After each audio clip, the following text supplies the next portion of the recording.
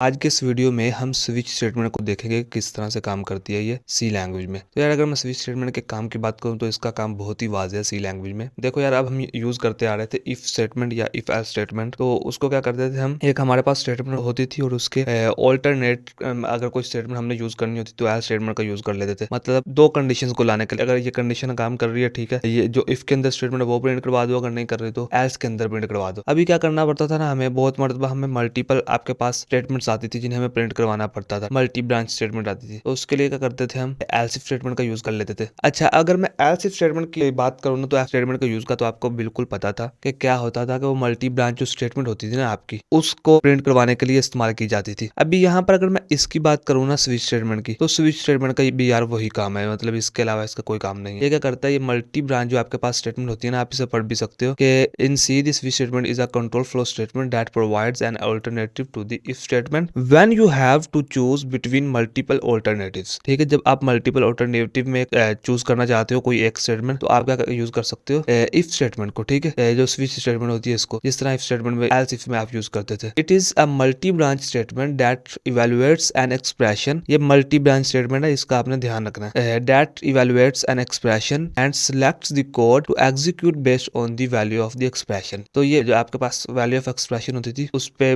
Base करता था और उसी से ये एग्जीक्यूट करवाता था कोड को। अभी यहाँ पर यार अगर मैं सिंटैक्स का दिखाऊं आपको, और उसके बाद हम देखेंगे, एग्जांपल भी करेंगे इसकी कि किस तरह से काम करती है ये स्टेटमेंट। अभी आप सिंटैक्स देख लें। अभी यहाँ पर इससे पहले यार एक क्वेश्चन आता है कि आपके पास अगर एल्स इफ स्टेटमेंट थी तो फिर इसको क्यों यूज करते हैं स्विच स्टेटमेंट को। तो यार स्विच स्टेटमेंट को यूज करने की बहुत सारी रीजन है, और इसकी अगर मैं सबसे इजी रीजन बताऊं ना आपको, ये ना सी में आपके लिए मल्टी ब्रांच स्टेटमेंट को यूज करने के लिए जो आपके पास स्विच स्टेटमेंट है ना, ये कन्वीनियंस है। ठीक है, ये क्या करती है, मतलब यही बोलूँ ना आपको कि यार आपकी जिंदगी को आसान कर देती है, कि आपके लिए क्या कहता है, मुश्किल नहीं रहता है कुछ। मतलब ये कोड आपका कॉम्प्लेक्स नहीं होता है इसमें बहुत ज्यादा, तो ये कोड आपका आसान कर देता है ताकि दूसरे कोडर भी उसे आसानी से समझ सके, और आप भी कभी कोई 8-10 साल बाद अपने कोड को देखो तो आपको डर ना जाओ उसको देख के। तो ये आपके पास स्विच स्टेटमेंट काम करती है। अभी यहाँ पे इसका सिंटैक्स देखो, सबसे पहले स्विच स्टेटमेंट आती है, उसके बाद एक्सप्रेशन आता है, उसके बाद केस कॉन्स्ट, जो आपके पास केस जो 1 होता है, उसके बाद ब्रेक, फिर केस 2। अभी ये होगा क्या ना यार, आपकी स्विच स्टेटमेंट आएगी, उसके बाद एक्सप्रेशन आएगा, जो आपके पास कंडीशन होती थी ना वो आ जाएगी यहाँ पे। अभी इसमें होगा क्या कि अगर आपके पास केस 1 है, अगर केस 1 ट्रू है तो जो केस 1 के अंदर स्टेटमेंट लिखी होगी वो प्रिंट हो जाएगी, और उसके बाद ब्रेक, और उसके बाद कोड ब्रेक हो जाएगा इमीडिएटली। इसी तरह अगर वो जो आपके पास केस 1 की कंडीशन ट्रू नहीं है तो कोड आगे चलेगा, केस 2 को चेक करेगा, अगर वो उसके अंदर जो कंडीशन लिखी है वो ट्रू है तो क्या करेगा, उसको प्रिंट करवा देगा, नहीं तो फिर आगे चलेगा। आप इस तरह बहुत सारे केसेस बना सकते हो। उसके बाद आती है डिफॉल्ट, जो आपके पास स्टेटमेंट होती है। यार अगर कोई भी स्टेटमेंट आपके पास काम नहीं ना कर रही तो आपके पास जो डिफॉल्ट स्टेटमेंट होगी वो प्रिंट हो जाएगी। तो ये होता है इनका काम। तो यहाँ पे अगर मैं स्विच स्टेटमेंट की बात करूँ तो switch statement allow you to perform different action based on the value of a single expression. तो ये आपके पास डिफरेंट एक्शन जो होते हैं उनको बताते हैं कि जो भी एक सिंगल एक्सप्रेशन पे आपके अप्लाई होंगे। उसके बाद एक्सप्रेशन इज एवेल्युएटेड एंड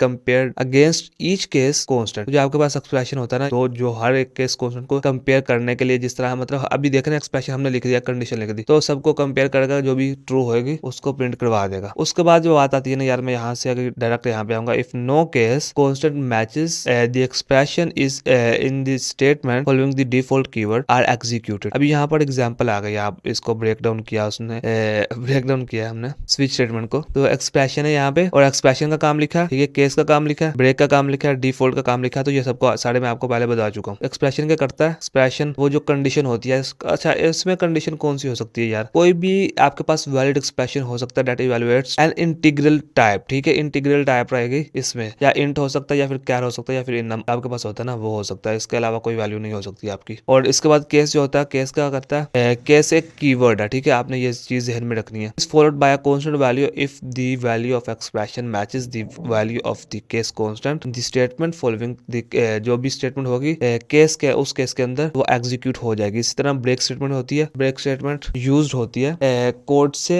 मतलब एग्जिट करने के लिए। अभी यहाँ पे अगर कोई आप ब्रेक स्टेटमेंट यूज नहीं करते हो ना, जहाँ जो भी आप कोड लिख रहे हो, जो आगे लिखेंगे भी हम, उसकी एग्जांपल भी देखेंगे। तो अगर आप ब्रेक स्टेटमेंट का यूज कर रहे हो, नहीं कर रहे हो, तो क्या होगा, आपकी आपने 10 केस लिखे, 7 केस लिखे, 10 केस लिखे, उसमें जो पहली स्टेटमेंट लिखी ना आपने, अगर वो पहली ट्रू आ गई, कंडीशन आपकी पहली जो आपके उसने जो यूजर ने एंटर किया इनपुट, तो वहां पे क्या हुआ, पहली कंडीशन ट्रू हो गई, तो जितनी भी आपके पास अगले भी आपने आपका कोड होगा वो भी उसमें एग्जीक्यूट हो जाएगा, कोड ब्रेक नहीं होगा। तो ये एक बिल्कुल भी अच्छी चीज नहीं है। तो ये क्या करता है, ये आपके पास कोड को ब्रेक करने के लिए इस्तेमाल किया जाता है। अभी डिफॉल्ट जो होती है ना यार, अब अगर कोई भी केस काम नहीं कर रहा तो डिफॉल्ट जो एक्सप्रेशन होता है वैल्यू का वो प्रिंट हो जाता है। तो ये बहुत ही एक अच्छी चीज है आपके लिए। तो यहाँ पर आता है स्विच स्टेटमेंट की एग्जांपल। तो ये क्या कर रहा है यार, ये डे फाइंड कर रहा है कि कौन सा यूजर एंटर करेगा नंबर 1 से लेकर 7 तक, और हम बताएंगे उसे कि कौन सा दिन है। देखो हम मान के चल रहे हैं यहाँ पे जो हमारा वीक है वो मंडे से स्टार्ट हो रहा है, मंडे ट्यूसडे वेडनेसडे, ठीक है। और उसी तरह क्या होगा, ये सारा चल जाएगा यार। तो अभी क्या करना है मुझे ना,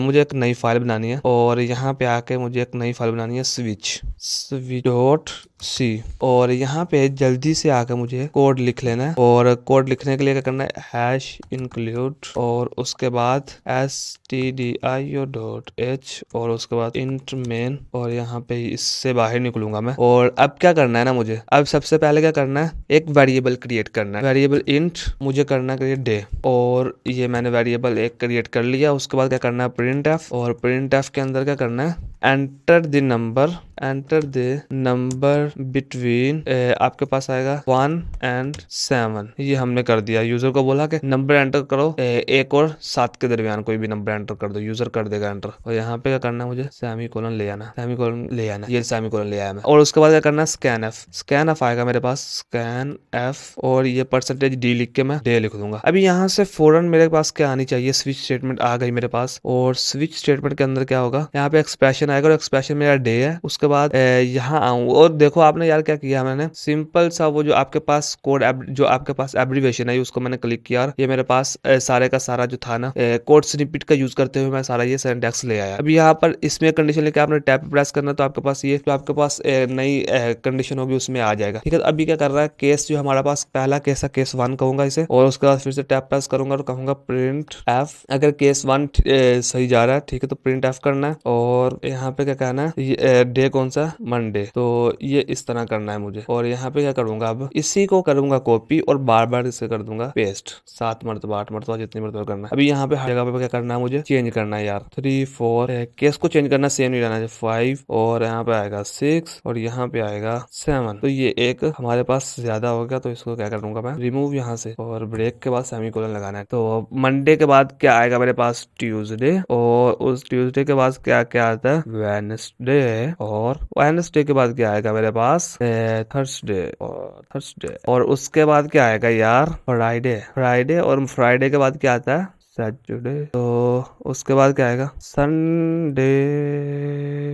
संडे आ गया जी। तो ये था Monday, Tuesday, Wednesday, Thursday, Friday, Saturday, Sunday. तो यार अगर मैंने कोई मिस कर दिया हुआ दिन तो आप बता देना मुझे, मैं वैसे भूल जाता हूँ ये चीजें। तो ब्रेक स्टेटमेंट आई, तो अभी क्या करना है ना, मुझे इस कोड को रन कर लेना है, और इस कोड को रन करके देखना है कि क्या काम करता है यार। तो अभी क्या करूंगा, मैं इस कोड को रन करूंगा, रन कोड, और ये देखो आप क्या करेगा, ये रन हो गया कोड। लो, तो कहता है जी नंबर एंटर करो 1 और 7 के दरमियान कोई भी, तो मैं कहूंगा 5 एंटर करूंगा। और देखो यार उसने बोल दिया क्या है, फ्राइडे है आज, ठीक है। तो यार आज फ्राइडे है, बिल्कुल फ्राइडे है, ठीक है। तो ये उसने बोल दिया आज क्या है, फ्राइडे, ठीक है। इसी तरह अगर मैं 4 एंटर करूँ तो थर्सडे बोलेगा, अगर 3 एंटर करूँ तो वेडनेसडे बोलेगा, और 2 एंटर करूँ तो आपको तो पता है फिर ट्यूसडे बोलेगा ही बोलेगा। तो इसको मैं दोबारा से रन करके देख लेता हूँ यार वाकई बोलता है, या मैं वैसे आप छोड़ ही जा रहा हूँ आपके सामने। 3 को एंटर करता हूँ तो बोल रहा है ना यार वेडनेसडे। आपको पता है ऐसे वैसे तो छोड़ी नहीं बातें कभी। तो ये आपके पास कोड आ गया यार। हाँ, अगर यार ये एक डिफॉल्ट स्टेटमेंट के अंदर भी चीज आएगी, तो डिफॉल्ट के अंदर क्या करूंगा मैं यार, मैं बोल दूंगा अगर यहाँ पे कोई चीज है ना, प्रिंट एफ का यूज करूंगा, और यहाँ पे लिख दूंगा इनवैलिड नंबर है यार। और इस कोड को अब रन करूं मैं अगर, और कोई ऐसा नंबर एंटर करता हूँ जो उसमें है ही नहीं, जो केस है ही नहीं, तो मैं क्या करूंगा, मैं यहाँ पे कर दूंगा 9। तो क्या बोलेगा, अरे इनवैलिड नंबर एंटर कर दिया, जिसको मैं जानता ही नहीं हूँ, जो मेरे पास है ही नहीं, तो मैं क्या कैसे से आपका इसको आंसर करूँ। तो ये है आपके पास स्विच स्टेटमेंट। यार देखा आपने कितनी सिंपल है और कितनी मजेदार है ये, ठीक है। तो ये होता है यार आपके पास स्विच स्टेटमेंट। और उसके बाद आता है आपके पास कंट्रोल फॉर प्रॉब्लम्स, और बहुत ही, और अब क्या करेंगे हम, ये हमारे इस चैप्टर का लास्ट वीडियो था, इसके बाद कोई भी नया कॉन्सेप्ट नहीं पढ़ेंगे हम यार। बस क्या करेंगे, सारी चीजों को, इसी चैप्टर की सारी चीजों को रिवाइज करेंगे। अगर आपने कहीं से कोई चीज मिस कर दी तो नेक्स्ट वीडियोस में हम उसे रिवाइज करेंगे। तो बस इस वीडियो में इतना ही guys. Thank you so much for watching this video. I will see you next time.